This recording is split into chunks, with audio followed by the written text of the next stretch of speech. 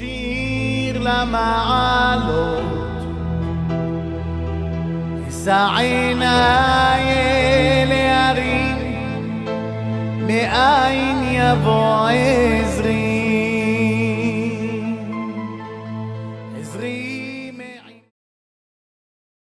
Birshut Marav Rabotai, avec la permission d'Hachem, j'espère que vous allez bien. On se prépare maintenant pour Matan Torah. Nous avons quelques jours en avance de préparation. Alors mes amis, cette semaine, j'ai beaucoup pensé à ce que la Torah nous a dit. La Torah nous a dit Shalosh pe'amim bashana ira'e kol zichrocha et pene Hashem Elokecha. 3 fois dans l'année, on a eu l'obligation d'aller à Yerushalayim pour voir Hashem au Beit HaMikdash. Dans la Gemara Hagiga, on dit, on va pour voir et on est vu. Il faut savoir une chose. C'est écrit Yerae. La Gemara, elle explique que tu vas pour voir, mais on te voit aussi. La différence, elle est, qu'est-ce que moi, David Pinto, j'apprends d'aller au chalet pour voir et d'être vu. Pour voir, je comprends. Je vois les Kohanim qui travaillent. Je vois le Kohen Gadol. Je vois les 10 miracles qu'il y a dans le Beit HaMikdash. Parce que le Pirkei Avot nous dit qu'il y avait là-bas 10 miracles. Et moi, j'adore lire et relire ces 10 miracles qu'il y avait là-bas. C'est au-delà de la nature.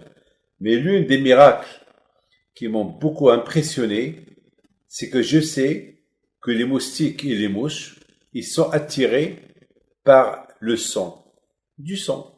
Ils sont attirés par la chair humaine. Ils piquent. Ils sont attirés par tout ce qui pourrit.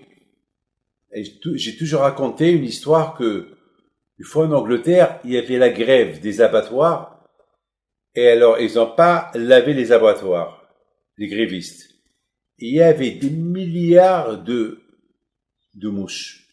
Il y avait des milliards. Ça, vous savez, parce qu'ils sont attirés par le sang.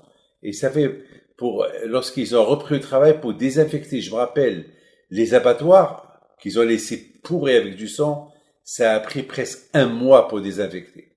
Ça, on parle des abattoirs, et je me rappelle, jamais j'oublierai ça.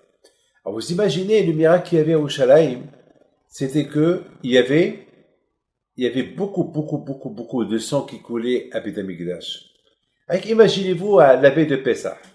La veille de Pessah, il y avait presque 1 million de bêtes qu'on égorgeait. 1 million ou 2 millions. Vous imaginez combien ça devait attirer. Il n'y avait pas, à l'époque, il n'y avait pas toute la technologie pour évacuer tout le sang qu'il y avait au Beit HaMikdash. Ça passait par des rigoles, etc., jusqu'à des fleuves. Mais Rabotai, la Gemara dit qu'il y avait un miracle que jamais on a vu une mouche dans le Beit HaMikdash. Il y avait là-bas des millions de personnes. Où sont les moustiques? Où sont les mouches? Où sont les serpents? Où sont les abeilles?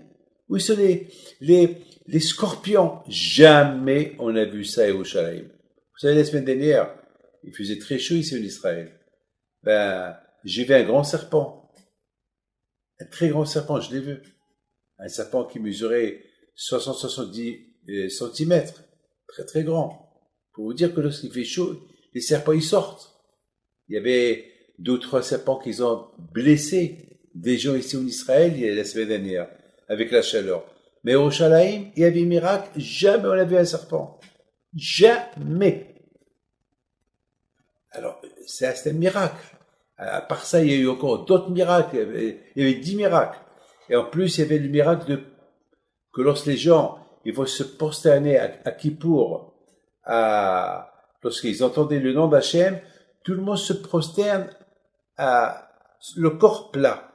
Ça veut dire que chacun il avait besoin de 3 mètres. Tout autour de lui, il y avait des centaines de milliers de personnes dans une cour. Comment c'est impossible? Il y avait un miracle qu'aucun n'a dit, oh, je suis serré, il n'y a pas de place, c'est pour moi ici. Non, il y avait un miracle. Alors, à Botaï, ça, c'est des miracles qu'il y avait à Jérusalem. Alors, 3 fois de l'année, les Juifs, ils avaient l'obligation d'aller à Yerushalayim pour voir le patron et pour voir ces miracles, pour se renforcer dans l'aïmouna à Kadosh Baruch Hu.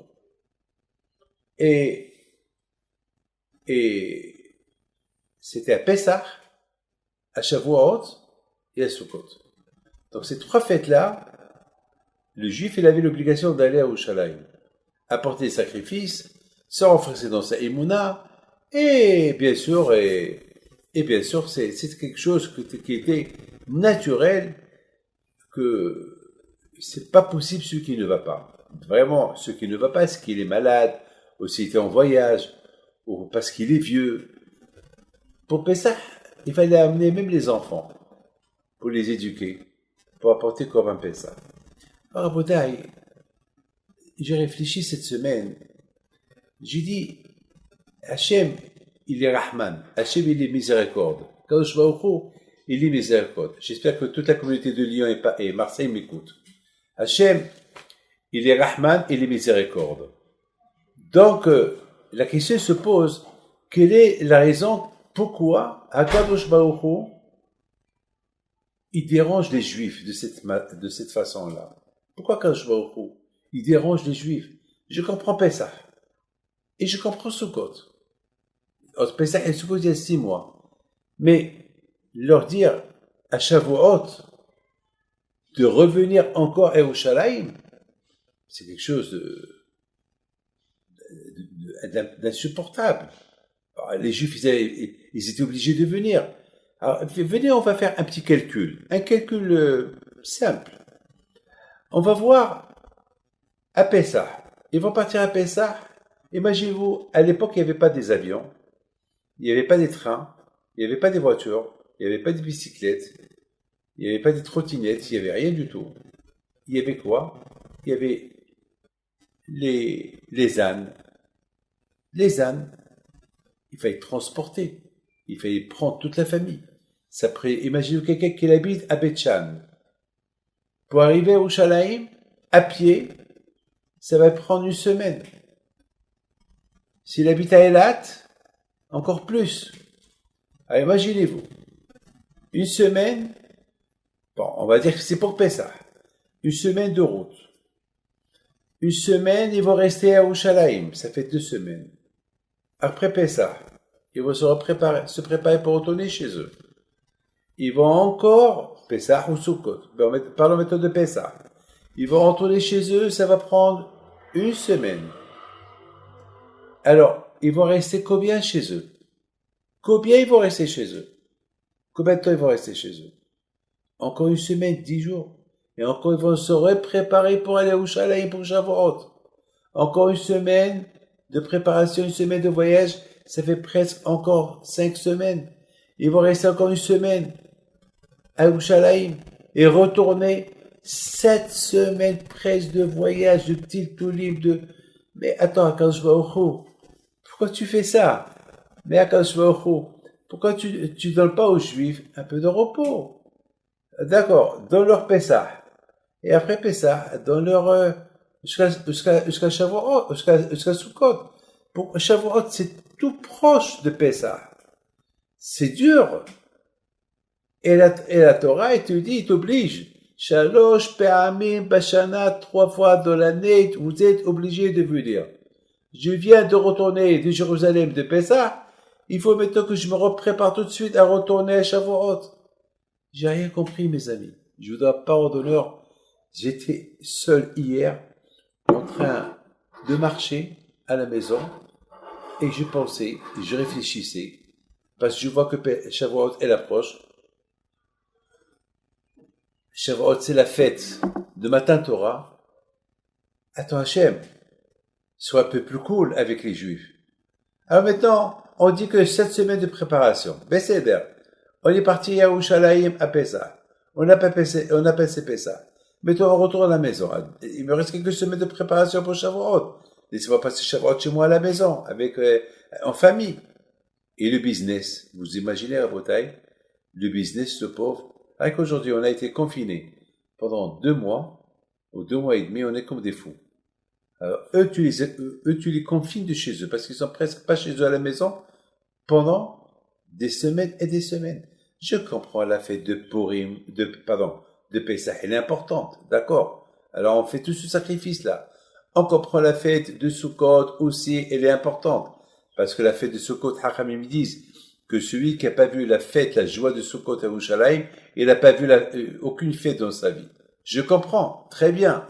Mais la fête de Shavuot, c'est un fardeau. Vous avez compris ce que je vous dis? C'est un fardeau. Alors, Akash Baruch Hu, il peut pas nous donner il peut pas nous donner une fête une mitzvah que ça va être dur de la faire. C'est quand même, c'est pas facile cette fête-là. On dit Verahama Bakol Ma'asav, Akash Baruch Hu,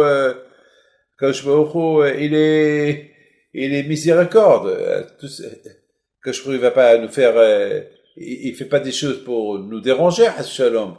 Il fait des choses qui vont nous plaire, qu'on va faire avec joie. Alors pourquoi Akash Baruch Hu, il nous fait cette souffrance-là? À peine on a terminé Pessah, à peine qu'on est arrivé chez nous à la maison, il reste encore 3 semaines pour Shavuot. Allez, encore, au retour. Donc vous allez me dire que peut-être il restait là-bas à Yerushalayim jusqu'à Shavuot? Non. Je pense pas. Les gens, ils vont pas rester là-bas 8 semaines, 2 mois à Yerushalayim. Vous savez combien ça coûte rester 8 semaines à Yerushalayim? Vous savez, tous ces millions de Juifs qui étaient à Yerushalayim, c'est pas possible. Ça veut dire les pauvres. Déjà, ils n'avaient pas des hôtels. Il n'y avait pas ni Hilton, ni Hyatt Regency. Il n'y avait rien du tout. Il y avait Wallo. Qu'est-ce qu'il y avait? Il y avait des tentes. Alors imaginez qu'à l'époque, ils avaient beaucoup des enfants. Il y avait des gens qui avaient 10, 15, 20 enfants, 2, 3 femmes. Je sais pas, avec les beaux-parents. Et la belle-mère, combien de belles-mères il avait, puisque s'il avait 2, 3 femmes, donc il avait 3 belles-mères avec lui. Ah, il faut supporter tout ça quand même.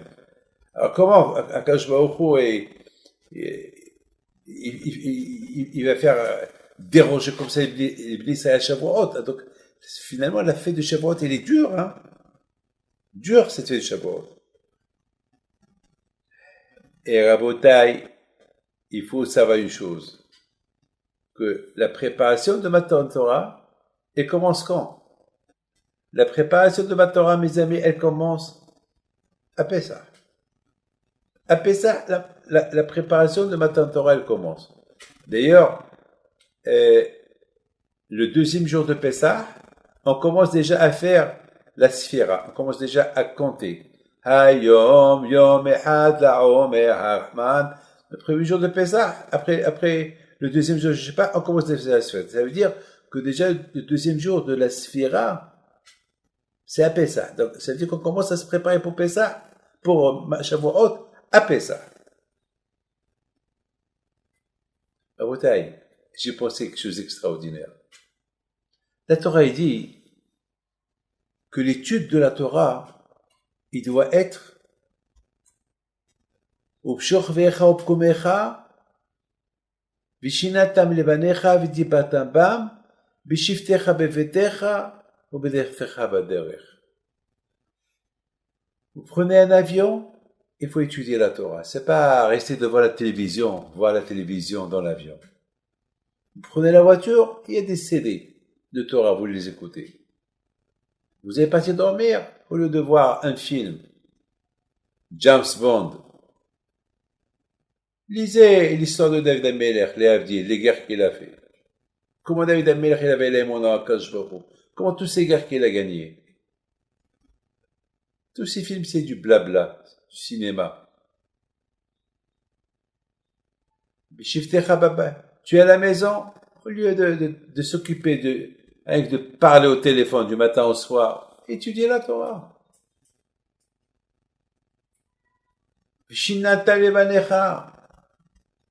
Enseigne la Torah à tes enfants. J'ai vu cette semaine le Rosh Yeshiva de Ponevitch. Rav Pobotsky, Shalita, il raconte sur sa jeunesse. Il dit qu'aujourd'hui, les enfants, ils ont tous les jeux du monde. Et les voitures tamponneuses, ils ont le football, ils ont toutes sortes surtout maintenant, il a même pas parlé des jeux électroniques et tout ça, que la plupart des gens, malheureusement, ils passent leur temps avec les enfants, ils passent leur temps avec ces jeux-là. Parce qu'ils voient les papas. Ils voient les parents aussi, ils voient des trucs, alors les enfants aussi, ils voient. Voilà. Les enfants, ils voient pas ce que les papas, ils voient, mais les enfants, ils voient, ils perdent leur temps avec ce qu'ils sont en train de voir. Donc jamais ils peuvent être des grands amis des haram. Bien sûr, aujourd'hui, on dit, oui, il faut vivre avec la génération. Eh ben, vivre avec la génération, oui, mais il faut savoir, il faut pas trop donner la pitié aux enfants de vivre, sinon après, ça sera catastrophique après. L'expérience, on l'a eue. Il dit, le Shiva de Ponevich, il dit, à son époque à lui, aujourd'hui il a peut-être 80 ans, un peu plus, il dit qu'à son époque à lui, c'était quoi les jeux qu'il jouait? C'était quoi les jeux des enfants de l'époque? Il dit que les jeux de l'époque, c'était quoi? Eh ben, ils jouaient avec les allumettes. Voilà, jouer avec des allumettes. Ou bien jouer avec Zama, ils mettaient des chaises, deux chaises derrière les autres, comme un bus, comme un train. Et c'est comme ça qu'ils jouaient. C'était ça. Aujourd'hui, les enfants vont jouer ces jeux-là. Ben, les enfants aujourd'hui, ils vont jouer avec toutes sortes de bêtises. Toutes sortes de bêtises. C'est plus les jeux d'avant. Vous savez, lorsqu'on dit on se prépare pour Matan Torah, c'est quoi se préparer pour Matan Torah? Se préparer pour Matan Torah, c'est pas se préparer. Je ne sais pas comment vous expliquer on se prépare pour Matan Torah. Je voudrais bien rentrer dans la tête de chacun de vous et lui poser la question. C'est quoi se préparer pour Matan Torah? C'est quoi la achana? C'est quoi la préparation? On sait comment on prépare un repas. On sait comment on prépare un voyage. On sait comment on prépare un mariage. On sait comment on prépare, je sais pas, un business. On sait. Mais c'est quoi se préparer pour Matan Torah? Eh ben, se préparer pour Matan Torah, on sait comment une femme se prépare pour aller au mikvé. Mais nous, on fait pareil comme la femme. On se prépare en comptant des jours, 49 jours, pour recevoir la Torah. Mais comment on se prépare? En comptant. Compter quoi? Tu comptes c'est comme un animal, tu comptes et sans savoir qu'est-ce que tu fais. Mais c'est quoi compter? Tu fais une bracha, tu manges. Là, tu fais une bracha, Asferat Omer, et tu comptes. C'est pas une bracha de batala, ça? C'est une bracha pourquoi? Pour compter. Ça veut dire que tu comptes pour Matan Torah. Mais est-ce que tu sais c'est quoi Matan Torah? Est-ce que c'est pas une bracha de batala? C'est une bracha que tu fais pour compter le Omer pour la Torah. Est-ce que tu sais c'est quoi la préparation? Eh ben, la préparation, mes amis, c'est Bémet. C'est lorsqu'on étudie la Torah, alors cette étude-là, elle nous prépare pour recevoir la Torah de l'année prochaine. Vous savez, aujourd'hui, les Havdil, les commerçants, ils préparent de maintenant les saisons de l'année prochaine. Ils vont pas préparer la saison l'année prochaine, c'est trop tard. Il y a des saisons qui se préparent même 2 ans à l'avance. De maintenant déjà, ils préparent pour l'année prochaine. Ils préparent pour l'hiver de l'année prochaine, ils préparent. Aujourd'hui, malheureusement, les saisons sont un peu en retard. À cause du confinement. Donc, il y a beaucoup, les pauvres, ils n'ont rien vendu. Donc, maintenant, ils sont en retard des saisons. Parce que les saisons qu'ils devaient vendre, déjà, ils n'ont pas vendu. Donc, c'est un problème. Comment ils vont préparer la saison de l'année prochaine? Est-ce que la prochaine, elle va être normale ou pas? On ne sait pas encore. Il n'y a aucune garantie de rien du tout. Donc, c'est une perte terrible. Mais une chose est certaine. La préparation de Matan Torah. Celle-là, on ne la perd pas. Et si on la prépare maintenant, si on prépare la saison de Matan Torah. Donc, de Pessah à Shavuot, on prépare la saison de Shavuot. à Shavuot, on reçoit la Torah. Donc, on se prépare maintenant. Comment on se prépare? On étudie la Torah. Même 1 heure et demie. Au moins, la tête, elle est dans la Torah. C'est pas que la tête, elle est déconnectée de la Torah et tu dis, je me prépare pour la Torah. C'est comme la femme qui dit, sa tête, elle est dans le menu qu'elle va faire, mais elle a rien fait. Elle n'a pas acheté, elle a rien fait. Le jour qu'il arrive, et ses invités, ils arrivent, elle a rien. Mais le menu était dans sa tête. Mais non, le menu dans ta tête, c'est du blabla, c'est pas ça. Mes amis, vous avez bien compris, c'est quoi la hachana, la préparation de Matan Torah? La préparation de Matan Torah, ça veut dire que de maintenant, de Pessah, je commence à étudier. J'ai pensé à quelque chose de magnifique. La Torah étudiée dans quel schéma? Vishinatam lebanecha. Tu enseignes à tes enfants. Vitibata bam. Ça veut dire, c'est pas que tu enseignes à tes enfants et toi tu étudies pas. Ça veut dire, ce que tu enseignes à tes enfants, il faut aussi le respecter, il faut le faire. C'est pas, faites ce que je vous dis, mais ne faites pas ce que je fais. Ça marche pas comme ça avec Akadosh Baruch Hu. Faites ce que je vous dis, et moi je fais. Alors, toi, tu es le symbole. Le papa et la maman, ils sont le symbole de fais ce que je te dis, parce que je te dis, je le fais. Donc c'est Rabotai, à la maison, et lorsque tu sors, lorsque tu voyages. À tes pas que Rabbi Shimon, il dit dans Pekabot, celui qui étudie la Torah en voyageant, et il s'arrête et il dit, il admire des arbres, il admire des champs, il admire des jardins, il est condamné. Akadosh il n'est pas content de lui. Et pourtant, il donne des éloges à Hachem pour la belle création qu'il a créée. Non, quand je te dis, mettons que tu étudies la Torah, il faut voir que la plus belle création que j'ai créée, c'est la Torah. Parce que tout ce que tu vois, c'est grâce à la Torah. Donc, on doit trouver dans la Torah la plus belle création des créations. À tel point que David Amelech dit, que la Torah, elle est plus importante que l'or, les diamants, le miel et la douceur du miel. Et comme qu'elle dit Rabbi aussi, Tov li Torah tpicha, comme qu'elle dit David Amelech, Tov li Torah tpicha malfei zahav aches. La Torah elle est plus belle, elle est douce dans ma bouche que l'argent et l'or. Et comme qu'il dit Rabbi aussi, Enidar Eli Bimkom Torah, je n'habiterai avec un endroit où il y a la Torah. Parce que, après la mort de la personne, rien ne va l'accompagner que la Torah. L'argent est resté ici. J'ai toujours dit que, lorsque la personne meurt, l'argent ne l'accompagne pas. Sa famille ne va pas l'accompagner. Qui va l'accompagner que les mitzvot qu'il a fait. Donc finalement, mes amis,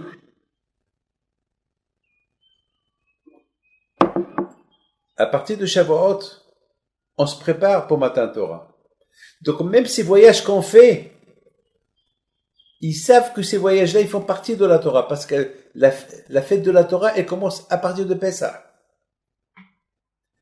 Parce qu'on sait très bien que Hachem nous a libérés de Pessah, de l'Égypte. Il a fait tous les miracles de Pessah que pour la Torah. Donc déjà, la préparation, elle commence à partir de la sortie de l'Égypte, à partir de Pessah.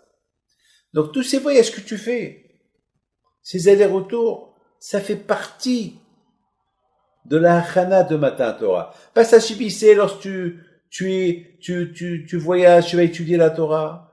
Hachem sait que lorsque tu vas arriver à Jérusalem, tu vas étudier la Torah. Tu vas te renforcer dans la Emouna. Et Hachem sait que lorsque tu vas retourner chez toi à la maison, pendant tout le chemin, tu vas parler de tout ce que tu as fait au Yerushalayim, ça s'appelle la Torah. Et une fois que tu arrives à Yerushalayim, chez toi à la maison, et que tu vas dire, qu'est-ce que nous avons passé, quel bon moment on a passé à Jérusalem. On va retourner encore. Donc ça veut dire, tu es encore connecté au retour. Donc le retour, il va se faire aussi par la Torah. Et aussi, Shavuot. Donc ça veut dire, tous ces 7 semaines-là, Hachem, il sait que ça va te renforcer encore plus dans la lachana de la Kabbalah Torah. Donc Hachem, il sait que c'est pas une fatigue pour nous. C'est la raison pourquoi Hachem nous a donné Matin Torah, 7 semaines après Shavuot, après Pessah. Il y a une autre leçon qu'on doit apprendre, étant donné que tous ces allers-retours de Pessah jusqu'à Shavuot, tous ces allers-retours, on croit que c'est des fardeaux. Justement, c'est pas des fardeaux. On apprend de ces voyages-là de 7 semaines, les allers-retours. Heve Golé Limkom Torah. Tous les tzadikim qu'on a vus dans la vie, qu'ils ont grandi, est parce qu'ils sont exilés pour la Torah. L'exil de la Torah. Comme Rav Shach alav shalom. Rav Shach alav shalom, lorsqu'il était petit, il raconte, il dit combien je dois à ma mère.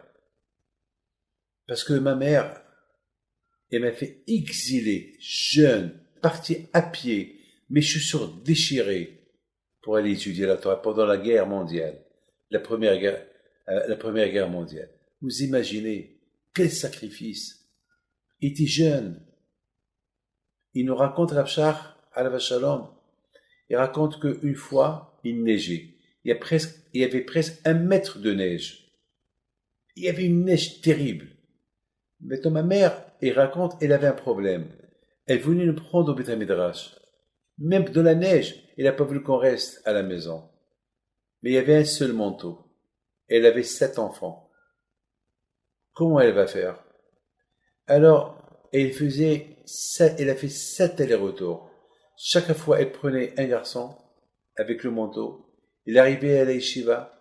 Il prenait le manteau. Elle retourne à la maison. Elle remet le manteau à un autre enfant. Elle le reprenait à la yeshiva.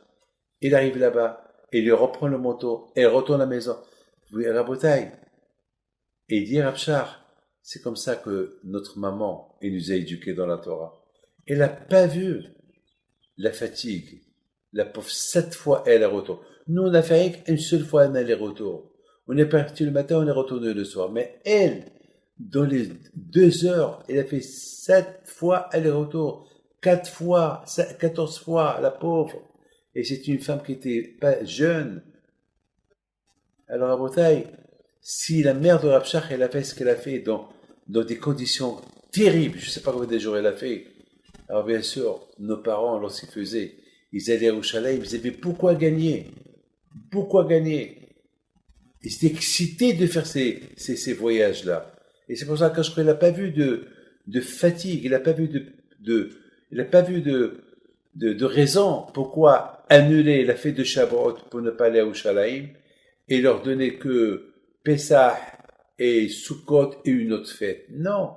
Kashouchi, il a compris que Bezdavka, justement, cette fête de Shavuot, c'est ça la fête qui va donner le courage et le courage à toi, à Israël, pendant toute l'année, finir toute la Torah. Ces fatigues-là qu'il veut dire, Hevem Golé Limkom Torah.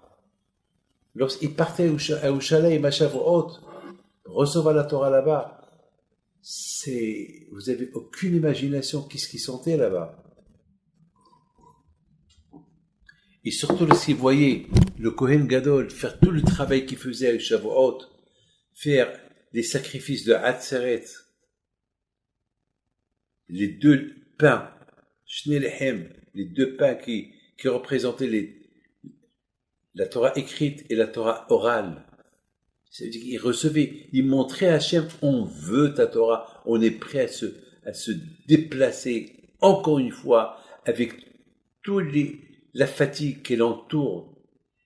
Ce voyage-là, soudain, après Pessah, on est prêt à le faire. Kashouchou, il éduque à Israël cette éducation. Heve Golé Limkom Torah. Et Yerushalayim, c'est un Makom Torah. Amdot Hayu Raglenu Shaykh Yerushalayim, la Gemara dit, c'est quoi l'explication de Amdot Hayu Raglenu? C'est quoi nos pieds, ils étaient debout à Yerushalayim? Et la Gemara répond, Yerushalayim à l'époque, c'était l'endroit où les Hachamim, où il y avait les Sanhedrin, où chacun qui voulait comprendre une Torah, une Gemara, une Halacha, il allait à Yerushalayim. Parce que là, Parce que beaucoup de fois, il y avait des halakhot qu'on ne pouvait pas expliquer ailleurs qu'à Yerushalayim. Parce que Avera chez Yerushalayim, parce qu'il y avait une hukma de Yerushalayim. Et à Yerushalayim, les gens, il y avait là-bas des tzadikim, les sanhedrim, que n'importe quelle question que tu as de halakha, ou n'importe quelle question que tu as sur l'aïmouna, le problème, il est réglé. Donc les Juifs étaient contents encore d'aller là-bas encore pour s'imprégner de la Torah, de la Kedusha de Yerushalayim, et de voir Hachem et d'être vu par Hachem. Et on apprend quelque chose. Le fait déjà que tu penses, ça c'est mon hidouche, le fait déjà que tu penses, je vais là-bas pour voir Hachem, et tu vois Hachem, et tu le vois, eh ben le fait que tu vas pour étudier la Torah, et le fait que tu vas, parce que tu écoutes Hachem, ce qu'il te dit, sans se poser de questions, alors c'est comme si tu vois Hachem en face. C'est sûr qu'Hachem il te voit. Mais puis toi tu vas là-bas, pour que Hachem il te voit, alors quand je vais il va te donner une hitoregout, un réveil en toi, que tu vas le sentir comme si tu l'as vu. Et c'est quoi le moussa que tu vas apprendre de là? Si Hachem il me voit à Yerushalayim, alors il me voit là où je suis. Je peux être dans un trou, en Afrique, ou en Asie, ou au Moyen-Orient, ou en Europe, là où tu es, ou en Amérique, Hachem il te voit. Hachem il te voit. Ki Shem Hachem nika alecha. Un juif qui suit le chemin d'Hachem, le nom d'Hachem est avec lui, et il est avec toi. On traverse cette corona, on ne sait pas c'est quoi sa fin. On ne sait pas, elle nous a fait trop de dégâts, trop de mal, mais il faut pas, Hashu Shalom, on oublie que il y a une leçon à apprendre. Après, je vous raconte quelque chose que vous allez être choqués, ce que je vais vous dire. Je vais vous choquer à vous tous. Et j'espère que vous allez raconter ce que je vais vous dire à tout le monde, à tout le monde, à tout le monde. Celui qui écoute ce que je vais vous dire tout à l'heure, il a l'obligation, tous les gens qui connaissent, il faut qu'ils répètent ce que je vais dire. Voilà, je vous le dis.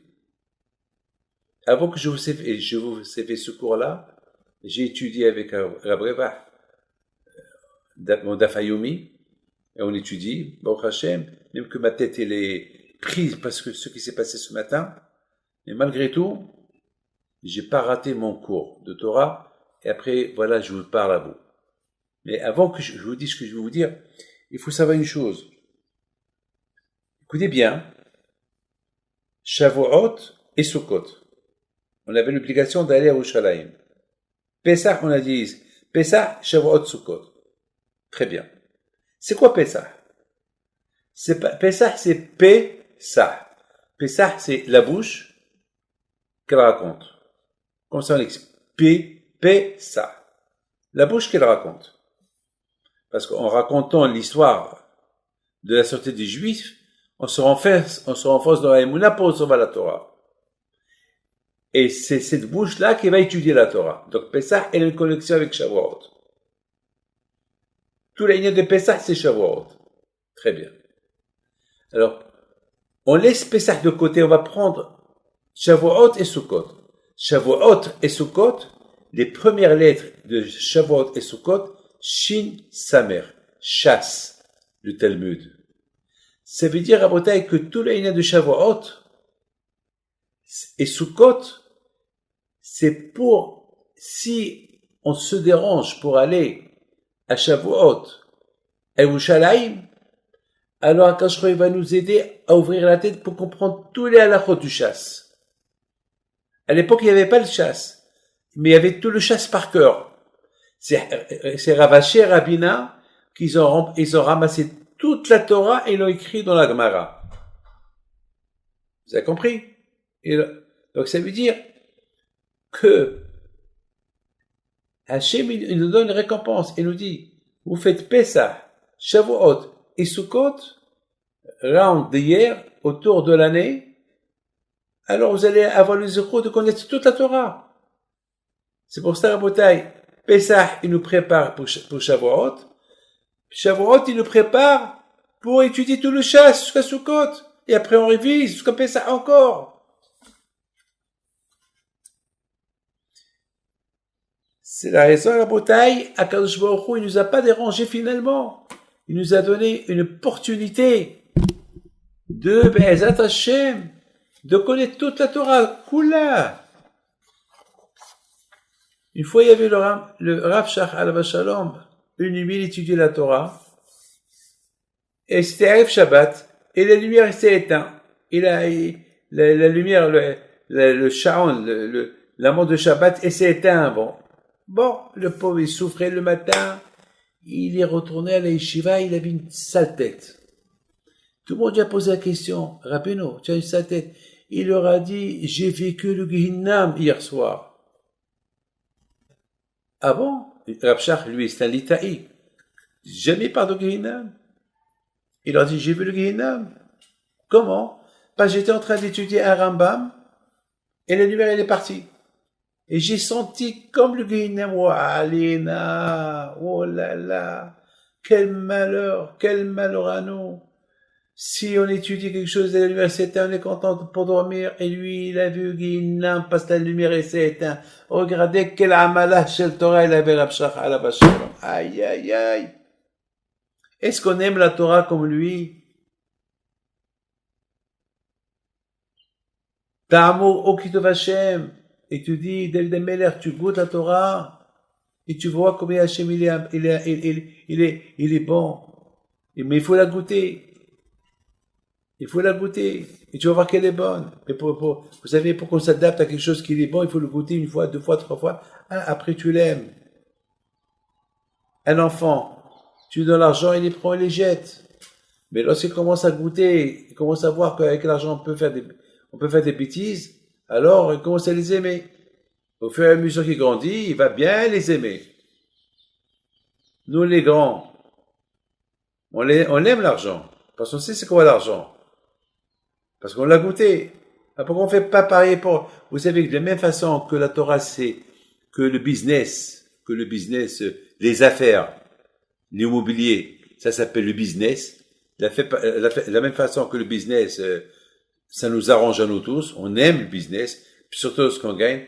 Ah ben la Torah, elle s'appelle business. Qui est kartov la tati lachem. La Torah, elle s'appelle mamash business. Ta'amah kitov sahara. Comme que la sahara, comme le business, la marchandise, une fois que tu l'as goûté, qui te donne des bénéfices, et tu l'achètes encore, eh ben la Torah, goûte-la, ta'amah. Ceux qui l'ont goûté, ils vont voir que la Torah c'est un bon business, mais malheureusement, le Yitzhak est très fort dans la Torah. J'ai la photo de Rabbi Himpito derrière moi, que vous voyez.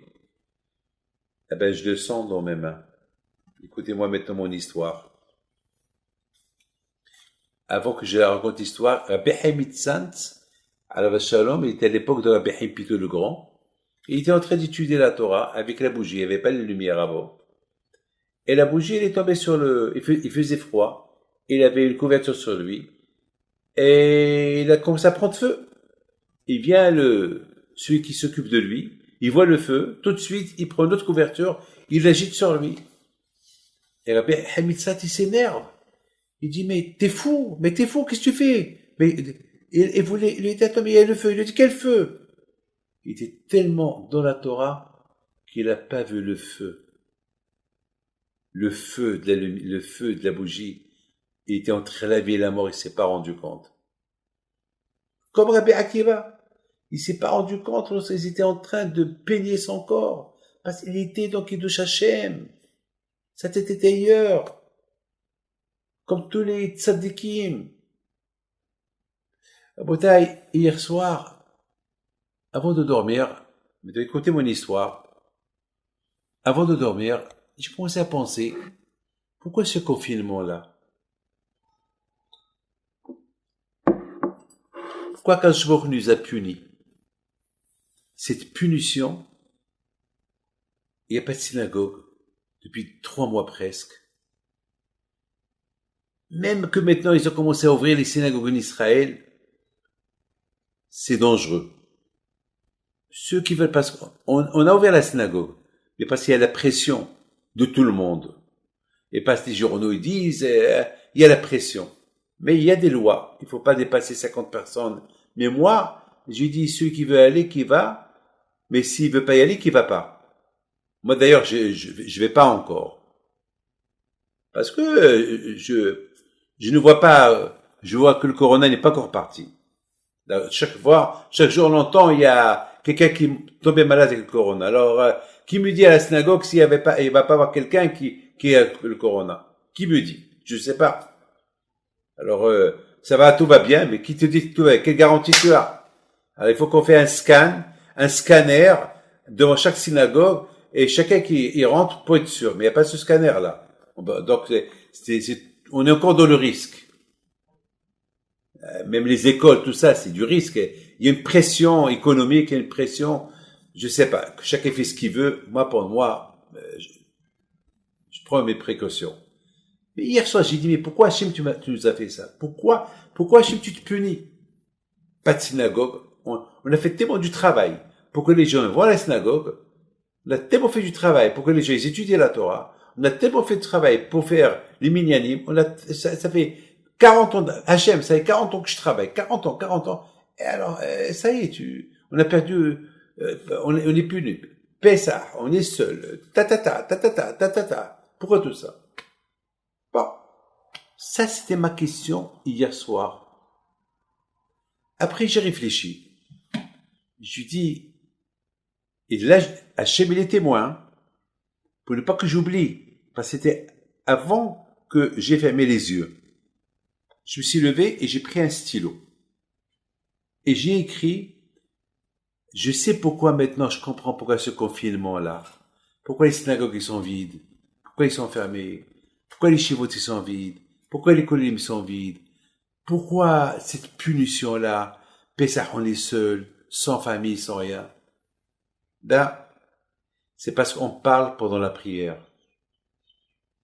Hachem, quelque part, il dit, vous venez chez moi pour me couronner à la synagogue, vous m'embêtez. C'est mieux de ne pas vous dire que de venir. D'ailleurs, il y a un passouk dans les prophètes qui dit que Hachem, il a dit aux Juifs, arrêtez de venir au Beth Amikdash, c'est dans la Gemara Hagiga. Je l'ai lu il y a longtemps. Arrêtez de venir au Beth Amikdash. Vous m'embêtez au Beth Amikdash. Vous venez soi-disant pour me voir et vous faites des avérotes. Alors pourquoi vous venez? Ne venez pas, rester chez vous. J'ai ras-le-bol je vais pas vous sacrifier, je veux rien du tout. Quelque part, quand je vais au cours, il nous a donné une claque. On parle pendant la Hamida. On regarde le téléphone pendant la Hamida. On n'éteint pas le téléphone lorsqu'on rentre à la synagogue. Le téléphone, il sonne, on le regarde. Alors quand je il voit qu'on répond pas Amen. Même je sais pas ce qu'il n'y a pas le téléphone. On parle pendant la prière. On parle pendant le Torah. Alors quand je lui dis, il a porté une corona. Reste dans ton coin. Corona, c'est du verbe coroner. Coroner, c'est le coin. Allez, vous restez dans votre coin, moi je reste dans mon coin. Bon voilà, voilà votre coin, moi je suis dans mon coin. Alors, je veux ni Sefer Torah, ni votre présence, même la yeshiva. On fait pas kavod l'un à l'autre, on se critique à la yeshiva. Dans les yeshivot, les rabbins se critiquent. Chacun il a peur pour son kavod. Alors, comme ça, alors je veux pas d'yeshiva, je veux ni kollel, je veux rien du tout. Prenez exemple. Alors, au moins que ce confinement-là, il sert à quelque chose. Mais s'il sert pas à quelque chose, alors ça veut dire que, Hachem Ishmor, que on n'a pas pris de leçon. Donc, du présent, j'ai peur de vous dire ce que je pense.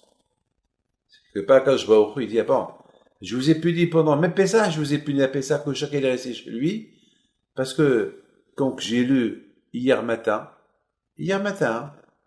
c'est pas une coïncidence, hein. Hier matin, j'ai lu le Baal Shevet Halevi, un des grands rabbanim de Bnei Brak, un grand tzaddik qui est décédé il y a 3-4 ans, on l'appelle Baal Shevet Halevi. Il a écrit une lettre à quelqu'un, et je l'ai vu dans le journal religieux hier, Shabbat. Il a dit, ça me fait de la peine. que le Pessah, personne n'est chez lui. Alors que Pessah, ça devait être des Pessah en famille. Pessah à la maison. Faire la mitzvah de Pessah à la maison. Alors que Pessah, avant tout le monde allait à Yerushalayim.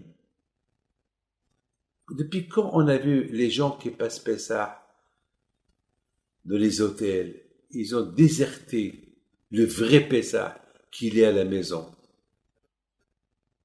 Et maintenant tout le monde, il va à gauche et à droite. Vous savez ce qu'il dit? Ça c'est la névoie. Je peux vous envoyer ce qu'il dit. Il dit j'ai peur. Il dit ça il y a 4 ans, il a dit ça avant de mourir. Il a dit ça. Il a dit j'ai peur qu'il va y avoir une maguefa et que cette maguefa, elle va faire que personne ne reste chez lui et que tout le monde va passer Pessah chez lui à la maison. Ça fait peur ça. Il a dit ça il y a 4 ans. Avant de mourir. Exactement, ça névoie et c'est réalisé cette année. Mais tout ça, c'est pas ce qui s'est passé ce matin. Ce matin, Rabotai, c'est Rosh Chodesh, Sivan. Comme je vous ai dit, les synagogues ont recommencé. Hier, ils ont prié à la synagogue. Ils étaient que, dans toute la grande synagogue de 200, 300 personnes, il n'y avait que 50 personnes, comme la loi, elle le veut, bien séparés, distancés l'un de l'autre. Et lorsqu'il y avait un peu plus, ils sont restés dehors. On ne les a pas laissés rentrer à l'intérieur. Moi, je ne suis pas parti. Bon, déjà, après la prière, tout le monde est parti chez lui, pas de kidouche. Malheureusement, aujourd'hui, les gens, ils veulent boire après la prière. Ça veut dire que, on dirait qu'on vient à la synagogue prier à Hachem, on fait vite pour prendre l'apéritif. Et Hachem, il est heureux de cet apéritif qu'on fait. Que chacun rentre chez lui et qui fait l'apéritif. Avec ta femme, tes gosses. C'est pas la peine de le faire avec du monde. Avec du monde. Hein, qu'on parle des bêtises. C'est vrai, Zamak, l'union. Une union, un cours de Torah, c'est ça qui fait l'union. Mais c'est pas grave. Ben, ce matin, il y a eu un drame à la Yeshiva ce matin. Lorsqu'ils sont rentrés pour ouvrir le Echal, une fois qu'il a été ouvert, un Sefer Torah ce matin, il est tombé par terre, il s'est cassé. Heureusement qu'il n'y avait pas beaucoup de gens qui ont vu ça. Mais ce qui est incroyable, c'est qu'ils ont trouvé un pied du Echal, un pied du Sefer Torah dans le Echal et un pied du Sefer Torah cassé par terre. Bizarre. En général, le Sefer Torah il glisse et tout se casse. Là déjà, le Sefer Torah était debout, il glisse, il a même dépassé la rampe. Et la rampe qu'elle attrape le Sefer Torah, elle n'a pas attrapé. Un message, Hachem qui nous dit, vous êtes retourné chez moi, à la synagogue, alors soyez sages, ne parlez pas pendant la prière. Un message pour tout le monde. Pour tout le monde. Vous voulez retourner sinon, c'est mieux de rester confiné chez vous. C'est mieux qu'on ne se voit pas. Au moins vous priez bien. Moi, il n'y a personne avec qui parler chez vous à la maison. Là, vous rentrez chez moi à la synagogue pour me voir et d'être vieux. Ça, c'est que je vois ce que je vous faites. La bouteille, c'est ça le message d'aujourd'hui. On veut se préparer pour Matan Torah. Préparez-nous comment voir Hachem. Mais si on ne fait pas Kavoda Hachem dans la prière pendant qu'on prie, il n'y a rien à recevoir. Il n'y a pas de Torah, il n'y a rien du tout. Je pense qu'il faut bien lire les halachot de la synagogue avant de lire d'autres halachot, avant de lire la Gemara et avant de lire lisez déjà la halachot de la synagogue. Comment se comporte la synagogue. Mes amis, ce que je vous ai dit, j'espère que vous allez le répéter à tout le monde, au rabbanim, à tout le monde, le message que nous avons reçu ce matin à la synagogue. Un Sefer Torah qui tombe, jamais il est tombé, il était attaché, un pied qui se casse par terre, un pied qui reste à l'intérieur, avec la rampe, c'est-à-dire il a dépassé la rampe. C'est quelque chose, un message. Vous êtes retourné chez moi, Alors je veux le respect. Sinon, restez chez vous. Mes amis, voilà. Je souhaite à vous tous une bonne fête de Shavuot. Que le bon Dieu vous protège. Avant Shavuot, si Dieu veut, je vais essayer de me redresser à vous, ou par vos directs, ou par quelque chose d'autre, pour vous souhaiter bon matin Torah. Et si vous allez à la synagogue, faites attention. Si vous allez, il y a des conditions à respecter. Il faut voir si vous avez le droit ou pas. Je sais pas. Pour le moment, je sais que vous n'avez pas le droit en France. Ici en Israël, malheureusement, il y a la pression du monde. Vous, ne cherchez pas à faire le malin tant que vous n'avez pas l'ordre de retourner à la synagogue et tant qu'il n'y a pas de bonne sécurité. Alors, faites attention. Quant à la veillée, nous, cette année, on va faire la veillée chez nous, chacun chez lui. C'est ce que j'ai décidé. J'ai pas besoin de faire une veillée. Même qu'il y ait la permission de le faire, je ne veux pas. C'est mieux, mais peut-être pour la Kriyat Torah, ce matin Torah, on va organiser peut-être plusieurs milléniums de 10 personnes, 10, pour aller écouter le Kriyat Torah, et on va voir comment on va faire pour ne pas faire shalom qu'on regrette. Merci, que le bon Dieu protège jamais création. אדוני ישמור צאתך ובואך מעתה